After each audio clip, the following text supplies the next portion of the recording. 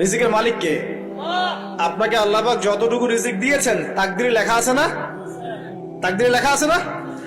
তাকদিরে লেখা আছে যেটা, সেটা কি আপনি না খেয়ে মরবেন নাকি? যদি আপনার তাকদিরে থাকে যে আপনি 50 বছর বাঁচবেন আর 50 বছরে আপনি 500 মণ চাল খাবেন, কথার কথা, ওই চালের এক দানা বাকি থাকতে আপনি মরবেন? মরবেন না। তাহলে রিজিক কি আমার সাথে সম্পৃক্ত না আল্লাহর সাথে সম্পৃক্ত? এই বিশ্বাসটা করতে হবে। তো দাড়ি রাখলে কি মেয়েরা পছন্দ করবে না নাকি? বলেছে যে বিয়ে করবো না দাড়ি রাখলে, এমন কথা বলেছে? যদি কোনো মেয়ে এরকম কথা বলে, ওই মেয়েকে বিয়েই করার দরকার নেই আপনার। যদি কোনো মেয়ে আপনাকে বলে যে দাড়ি রাখলে ভালো লাগে না, শেভ করতে হবে, না হলে বিয়ে হবে না, বিয়ে করব না, ওই মেয়েকে বিয়ে না করাই উচিত আপনার। ওর তো মানে আপনাকে বিয়ে করার যোগ্যতাই হয়নি, ওর তো যোগ্যতাই হয়নি আপনাকে বিয়ে করার। সে তো দাড়ি নিয়ে প্রশ্ন তুলছে।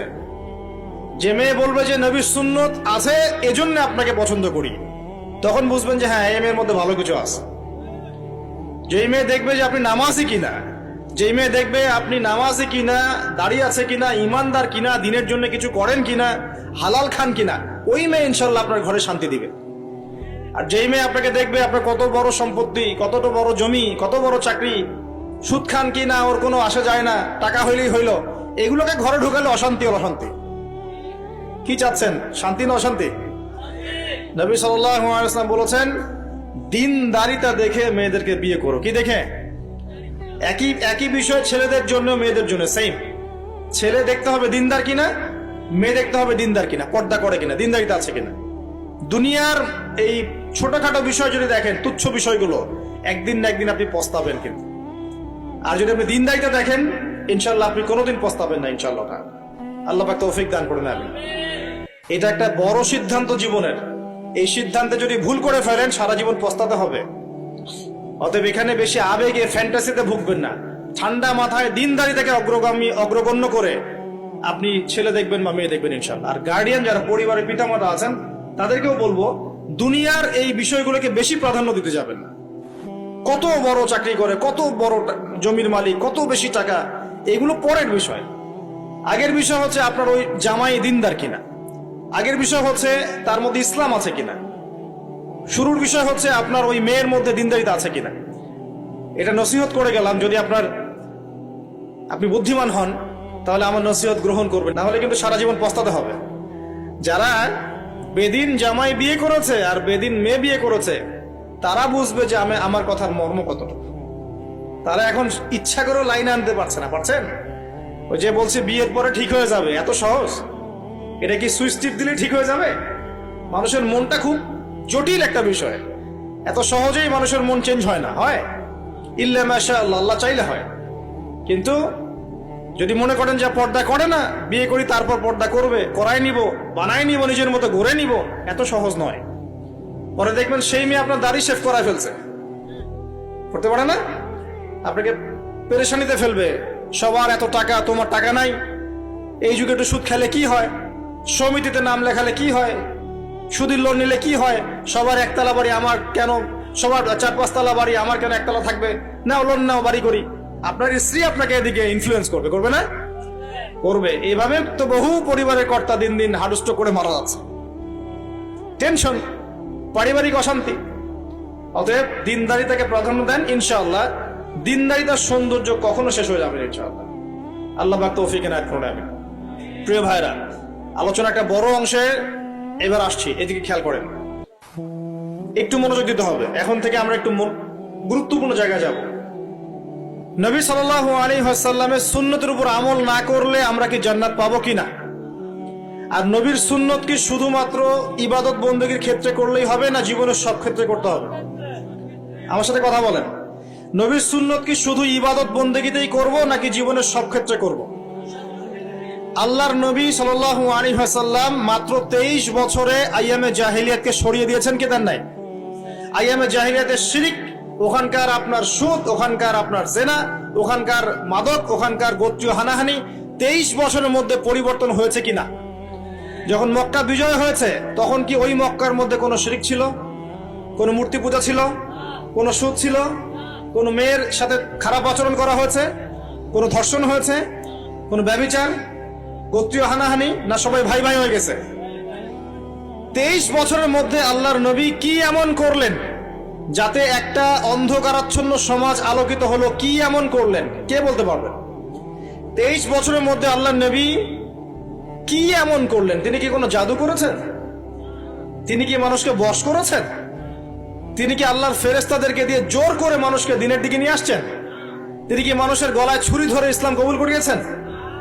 এই কোনো কাজে আমাদের নবী মুহাম্মদ সাল্লাল্লাহু আলাইহি ওয়াসাল্লাম করেন নাই। করেছেন? বরং তিনি মানুষের কলব, মানুষের হৃদয়টাকে পরিবর্তন করে দিয়েছেন। বলেন সুবহানাল্লাহ। মানুষের হৃদয়ের মধ্যে আগে কুফর ছিল, আল্লাহর নবী সেখানে ঈমান ঢুকিয়ে দিয়েছেন। মানুষের হৃদয়ের মধ্যে আগে শিরক ছিল, আল্লাহর নবী সেখানে তাওহীদ ঢুকিয়ে দিয়েছেন। মানুষের হৃদয়ের মধ্যে আগে হারাম ছিল, নবী সাল্লাল্লাহু আলাইহি ওয়াসাল্লাম হালাল ঢুকিয়ে দিয়েছেন। মানুষ আগে বস্তুবাদী ছিল, দুনিয়া কেন্দ্রিক ছিল, আল্লাহর নবী মানুষকে পরকালমুখী করেছেন। মানুষ আগে আল্লাহকে চিনত না, আল্লাহর নবী মানুষকে আল্লাহকে চিনিয়েছেন। মানুষের কবর, হাসর, জান্নাত, জাহান্নাম নিয়ে এত চিন্তা ছিল না, আল্লাহর নবী তাদেরকে পরকালীন জীবন সম্পর্কে সচেতন করেছেন। করেন নাই? কিভাবে করেছেন? উত্তর, নবী সাল্লাল্লাহু আলাইহি ওয়াসাল্লাম দুইটা উৎস দিয়ে করেছেন। কয়টা উৎস ভাই? 1 নাম্বার আল্লাহর কিতাব মানে আল কোরআন, 2 নাম্বার নবীর সুন্নত মানে কি? হাদিস। আমার সাথে কথা বলেন। 1 নাম্বার কি? আল্লাহর কিতাব মানে কি? আল কোরআন। 2 নাম্বার নবীর সুন্নত মানে হাদিস। এই কোরআন এবং হাদিসকে কেন্দ্র করে মাত্র 23 বছরে নবী সাল্লাল্লাহু আলাইহি ওয়াসাল্লাম পুরো জাহেলিয়াতের চিত্রই পাল্টে দিয়েছেন। পাল্টে দিয়েছেন কিনা? আচ্ছা, কিভাবে? উত্তর, নবীজি এবং সাহাবীরা সর্বপ্রথম তারা সবাই কোরআন তেলাওয়াত করা জানতেন। 1 নাম্বার, ঠিক আছে? তার মানে সমাজ পরিবর্তন করতে হলে আমাদের সবাইকে কোরআন তেলাওয়াত করা শিখতে হবে। 2, নবী এবং সাহাবীগণ সাল্লাল্লাহু আলাইহি ওয়াসাল্লাম কোরআন শুধু তেলাওয়াতই করতেন না, কোরআনের অনেক অংশ, প্রায় পুরো অংশই তাদের মুখস্থ ছিল না? তাহলে আমাদের কোরআন মুখস্থ করা লাগবে কিনা? পুরো অংশ না পারি, অল্প একটু করা লাগবে কিনা? অথবা এতটুকু না পারি, 1 পারা পারবো কিনা? 1 পারাও না পারি, নামাজের জন্য উপযুক্ত সূরাগুলো মুখস্থ করতে পারবো কিনা? পারবো না? সারা জীবনে কম পড়াশোনা করেছি? প্রচুর পড়াশোনা করেছেন, তাহলে কোরআনের ক্ষেত্রে কেন পিছিয়ে থাকবো? থাকা যাবে? যাবে না। ওই যে বারবার একটা কথা বলি, 15-20 বছর পড়াশোনা করে 15টা সূরা শিখছেন না। 15 বছর পড়াশোনা করে আপনি 15টা হাদিস শিখছেন না। শিখেছেন? 15 বছর পড়েছেন, 10 জন জান্নাতের সার্টিফিকেট প্রাপ্ত সাহাবীর নাম বলতে পারছেন না। নবীজির 10 জন স্ত্রীর নাম বলতে পারছেন না, তার জীবনী বলতে পারছেন না, ঈমান ভঙ্গের কারণগুলো বলতে পারছেন না, কোনো কোনো ক্ষেত্রে ওযুর মাসআলাগুলোও বলতে পারছেন না, কোনটা ফরজ কোনটা সুন্নাত। এমন আছে না? এবং এদের সংখ্যা কি কম না বেশি? এদের সংখ্যা কোটি কোটি, এমন কোটি কোটি মানুষ আছে বাংলাদেশের মাটিতে। আমরা সবাই মাশাআল্লাহ দুনিয়াবি ক্ষেত্রে শিক্ষিত হয়েছে ঠিকই, কিন্তু দিনের বেসিক জিনিসগুলো শিখি নাই। আপনি দেখবেন, আমি দেখাবো। কে আছেন বলেন জান্নাতি 10 জন সাহাবীর নাম বলতে পারবেন? একজন ব্যক্তি দাঁড়ায় যান দেখি। যদি বলতে পারেন, আমার পক্ষ থেকে নগদ 1000 টাকা পুরস্কার। জান্নাতি 10 জন সাহাবী, এই দুনিয়াতেই তারা জান্নাতের সার্টিফিকেট পেয়েছেন। আল্লাহ নবী বলেছেন তুমি জান্নাতি, তুমি জান্নাতি, তুমি জান্নাতি। 10 জন বলতে পারবেন কেউ? কিন্তু বিশ্বাস করেন, আমি যদি এখন ধরি, কোনো পুরস্কার দিব না, 1 টাকাও ভাদিয়া নাই। আমাকে বলেন বাংলাদেশ ক্রিকেট টিমের 10টা প্লেয়ারের নাম বলেন, সবাই বলতে পারবে। পারবে না? 10 জন ইন্ডিয়ান নায়কের নাম বলতে বলেন, পারবে। 10 জন ইন্ডিয়ান নায়িকার নাম বলতে পারেন, পারবে। 10 জন আর্জেন্টিনার প্লেয়ারের নাম বলতে পারেন, পারবে। 10টা ব্রাজিলের প্লেয়ারের নাম জিজ্ঞাসা করেন, পারবে। এগুলো পারবে তারা। পারবে কি না? সত্যি কথা বলেন, পারবে কি না? অবশ্যই পারবে। 10টা বাংলা সিনেমার নাম বলেন, পারবে। 10টা হিন্দি সিনেমার নাম বলেন, পারবে। পারবে কি না? সত্যি কথা বলেন, পারবে কি না? অবশ্যই পারবে। না পারলে তো আলহামদুলিল্লাহ, আপনার জন্য দোয়া থাকবে যে পারেন নাই। কিন্তু বেশিরভাগ ছেলে পেলেই পারবে, বেশিরভাগ মেয়েই পারবে। মেয়েদেরকে জিজ্ঞাসা করেন 10টা সুন্দরী মেয়ের নাম বলো, ভারতের, পশ্চিমের, হ্যাঁ, সিনেমার, নাটকের, গায়কের, গায়িকার 10টা সুন্দর সুন্দর মেয়ের নাম বলো, বলে দিবে। পারবে না? জিজ্ঞাসা করো আজকে গিয়ে যে 10 জন জান্নাতের সার্টিফিকেট প্রাপ্ত 10 জন সাহাবীর নাম কি, দেখবেন বেশিরভাগই বলতে পারবে না। এই বিষয়টাকে আপনি কি মনে করছেন? বিগত 10, 20, 30 বছর থেকে আমরা দেখছি যে একটা অসুস্থ প্রজন্ম তৈরি হয়েছে। অসুস্থ প্রজন্ম। কিরকম অসুস্থ? দিনের জ্ঞান অর্জনের কোনো ফিকির করে না, সারাদিন দুনিয়ার জ্ঞান অর্জন নিয়ে পড়ে আছে। এর উদ্দেশ্য একটা সার্টিফিকেট অর্জন করে চাকরি পাওয়া। উদ্দেশ্য এটাও না যে এই জ্ঞান দিয়ে সে দেশ ও জাতির খেদমত করবে, এটা উদ্দেশ্য না। অসুস্থ প্রজন্ম, জিজ্ঞাসা করবেন ইসলামের বেসিক জিনিসগুলো জানে না, বাইরের বড় বড় জ্ঞান তার জানা আছে, পুরো পর্যায় সারণী মুখস্থ কেমিস্ট্রি, 10 জন সাহাবীর নাম বলতে পারবে না, 10 জন নবীর নামও বলতে পারছে না। 10টা সূরা ধরলে প্যান্ট খারাপ হয়ে যাবে। একটা সূরা, সূরা ফাতিহা বিশুদ্ধ করে কোন আলেমের সামনে তেলাওয়াত করতে দেন, দেখবেন 10টা ভুল করে বসে আছে। অনেকে তো আলহামদুলিল্লাহ উচ্চারণ করতে পারে না। কেমন আছেন? আলহামদুলিল্লাহ ভালো আছে, আলহামদুলিল্লাহ ভালো আছে, আলহামদুলিল্লাহ। আলহামদুলিল্লাহ মানে কি? আলহামদুলিল্লাহ মানে সমস্ত প্রশংসা কার জন্য? আল্লাহর জন্য। আর আলহামদুলিল্লাহ মানে সমস্ত ধ্বংস আল্লাহর জন্য। নাউযুবিল্লাহ। অর্থ কি হয়েছে দেখছেন? আলহামদু, আলহামদু মানে ছোট হায়া হাওয়াজ দিয়ে পড়লে অর্থ পরিবর্তন হয়ে যায়, উল্টা অর্থ হয়।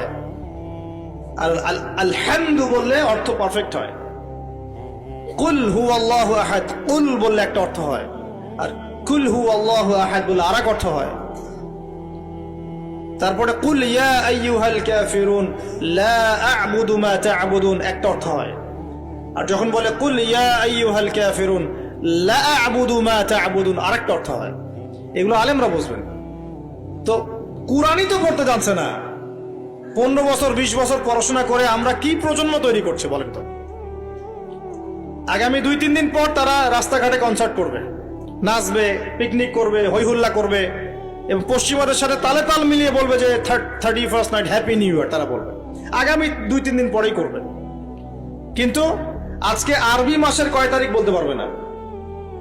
আরবি বর্ষপুঞ্জি আছে না, ক্যালেন্ডার, আরবি নববর্ষ কবে, প্রথম মাসটার নাম কি সেটা বলতে পারবে না। রমজান মাস তার আগে কোন মাস, পরে কোন মাস বলতে পারবে না। কিন্তু 31st নাইট তারা চিনে। তারা লাইলাতুল কদর চিনে না, তারা লাইলাতুল কদর চিনে না, 31st নাইট চিনে। আপনি কোন প্রজন্ম তৈরি করছেন দেখেন। এখানে প্রসঙ্গ যেহেতু এসেই গেল বলে দেই এই কথাটা, পরে ভুলে যাব, যে খ্রিস্টপূর্ব প্রায় 46 সালের দিকে এক ব্যক্তি ছিল, তার নাম ছিল জুলিয়াস সিজার। কি নাম? Julius Caesar. এগুলো আমি আসলে অনেকদিন আগে পড়েছি, আমার মাথায় এত লাইভলি নাই, আর এগুলোর চর্চা করা আমি বন্ধ করে দিয়েছি। আমাদের ফিলোসফি কিছু বই ছিল, এগুলোতে হিস্ট্রিগুলো ঘাটা ছিল সবগুলো, আর হিস্ট্রির একজন গভীর ছাত্র। তো এই জুলিয়াস সিজার নামে এক ব্যক্তি ছিল, যে আসলে সিজার নামক এক দেবতার উপাসনা করত। কথা বুঝতে পারছেন? ওদের অনেক দেবতা ছিল, এরকম একটা দেবতার নাম ছিল সিজার। ওর নামে সে নামকরণ রেখেছে জুলিয়াস সিজার। এই নক্ষত্র পূজারী ছিল, তারার পূজা করত। কথা বুঝতে পারছেন? তো তারার পূজা যে করে সে কি তাওহীদপন্থী না মুশরিক? বলেন, সে কি ইমানদার না কাফের, কোনটা? এখন সে একটা ক্যালেন্ডার ফর্ম করেছিল, এর নাম হলো এই গ্রেগরিয়ান ক্যালেন্ডার বলে। তো এখানে প্রথম বর্ষ যেটা, এই প্রথম বর্ষতে উৎসব পালন করা শুরু করেছে এই জুলিয়াস সিজার নামক এই ব্যক্তি প্রথম, এবং সে সমাজ এটা চালু করে দিয়েছে। এরপরে